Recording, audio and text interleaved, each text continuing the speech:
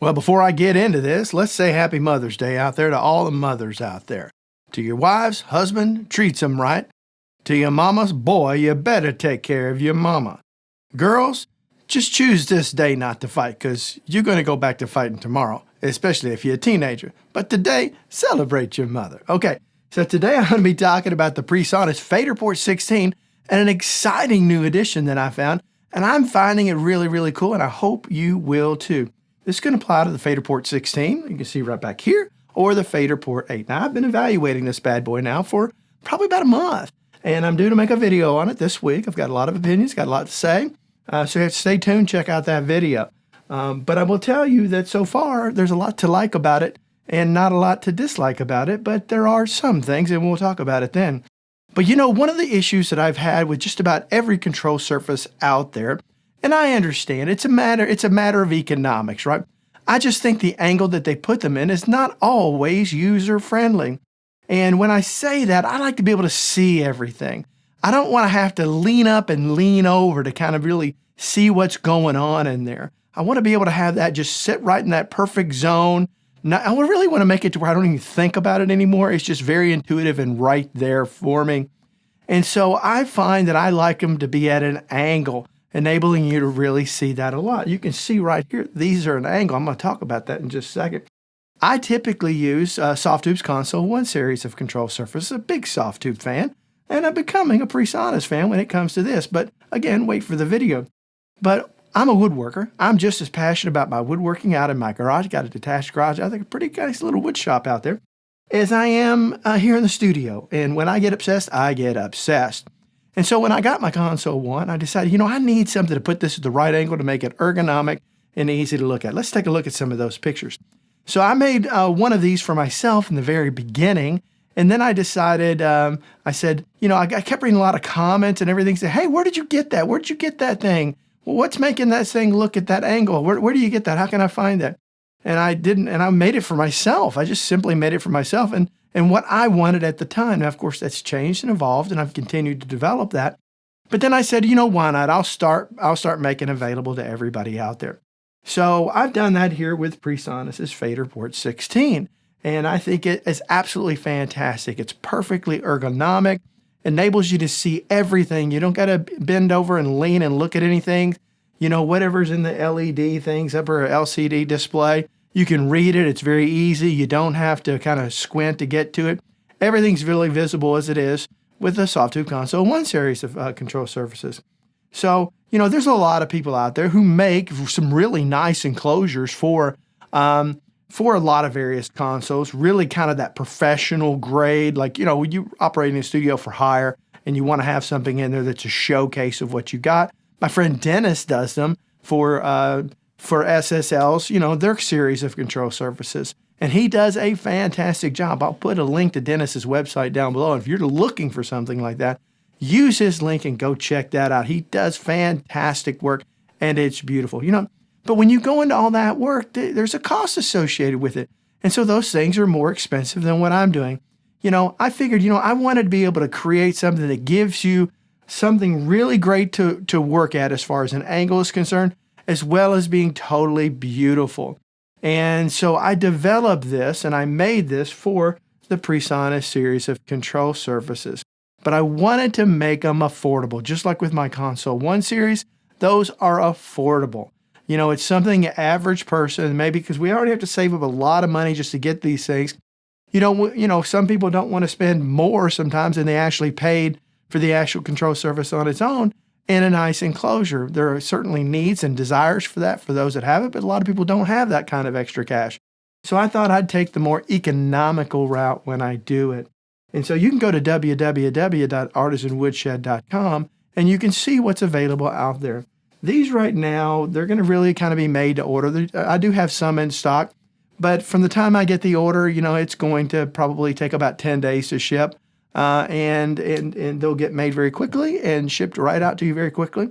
I've got a lot of loyal users of my Softube Console 1 series of units, and I have no doubt that I'm going to develop that for these as well. Now, I use a lot of really beautiful high-grade wood, and that is expensive. If you go out and price the cost per board foot, let's say, for example, I want to buy a board of maple as an example, or a board of walnut, that could be anywhere from $100 to $150 just for that single board. So this stuff is not cheap to make. And so there's a lot of waste. There's not a lot. There's definitely some waste involved in this stuff. So you got to factor that into the price. But I use beautiful wood like walnut. I love walnut. We all have seen walnut furniture and things made of walnut. It's one of my favorite woods to work with. It's a very strong hardwood. And so you can check out what I've done with walnut for so far on this. I also love purple heart. It's such a pain in the butt to work with, because all of the leftover sawdust and everything, it kind of gets everything purple everywhere. And you can't really go from purple to maple as an example, because your maple's going to have a purple hue to it, things like that. But man, that end result is absolutely stunning. And I love, big fan of, we've all got our taste. I'm a big fan of that one. Also big fan of cherry. You can see here I've got one made out of cherry that I really enjoy. I really like a lot. And if that's a look you're going for, then that is a great option. Now, sometimes I'll do some one-of-a-kind stuff, kind of like this, to where, I might have some leftover scrap wood. I won't call it scrap wood because I don't like to waste anything. And I'll do a glue up and I'll see what I can make with it.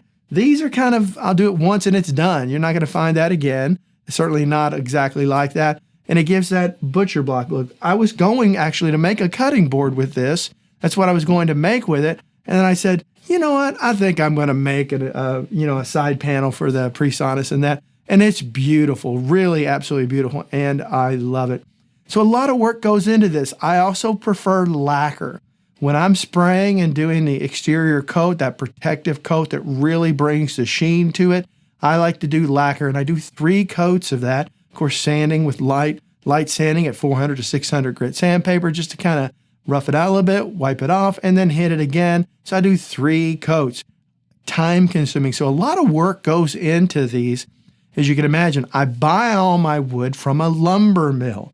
You've seen where they cut these logs and they cut them straight down. Well, that's the boards I'm working from. They've been kiln dried. And I go out to the lumber mill, and there's one out there in Lakeland, Florida that I go to. I really like a lot. There's another one in St. Pete, a little bit further drive, but they have a little bit more options. And so I love doing that. That also requires a lot of work because I got to make those boards square. What that means is all 4 sides of that board, both sides, front and back, need to be square to each other. So I've got to take that rough lumber. I've got to take it on my jointer and do a face, flatten the face surface of it. Then I use that to flatten the edge side of it. Then I got to take it over to my table saw. I straighten out the other side and then run it through my planer. And now I've got what's called 4S4, 4-side square. And so then and only then can I go to that. So there's a lot of work that goes into these things. And so it's very hard to keep these competitive at this price, but I do it because I really want to make it affordable to all of you guys. These things are absolutely beautiful, as well as what I do for Soft Tubes Console 1. Again, you can check out Dennis's stuff for the SSL series of control surfaces. He does fantastic work. There'll be a link to that down below, as well as a link to Artisan Woodshed. And speaking of links, I'm part of the affiliate program with Sweetwater, as well as Thomann over in Europe. So if you purchase from either one of those stores, all you got to do is go to one of my videos, just select either one of those links, whichever one is appropriate for you, and whatever you put in your cart, anything from a $10 mic cable or a $20 mic cable up to $10,000, $30, $40, I don't know how much money you got to spend, but at the end of the day, I get a tiny cut of it, and that keeps all outside sponsorship away from my channel. When I created this channel, I created one. I wanted it to be an honest, reliable channel where you could trust what I have to say. It's one guy's opinion out there, but you can trust it. I'm always going to tell you the real deal. I have no qualms about telling you if I think something is terrible, and I have no problems about celebrating a particular gear manufacturer that I happen to like. Some of my favorite gear manufacturers in this studio are Tegler Audio. Love everything I've gotten from them. I also am a big RME fan, as well as the Feral Fish's Pulse conversion. So big fan of those. So I'm always kind of promoting those, but as well as other things. But those are some to mention, but I've also got some that I don't like, and you can check out those videos and you can find the ones that I think you shouldn't spend your money on.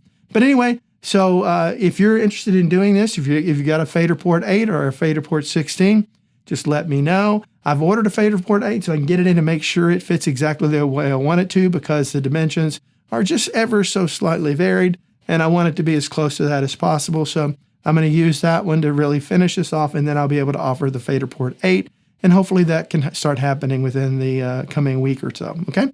So look forward to that. So go to www.artisanwoodshed.com and check it out. I promise you, not only will this add a visual, stunning addition to your home studio, but it also will put this control surface as well as Soft-Tube's Console 1 in an ergonomic way that makes everything within easy reach, and you can see everything, no problemo. So until next time, I hope every one of you have a great day.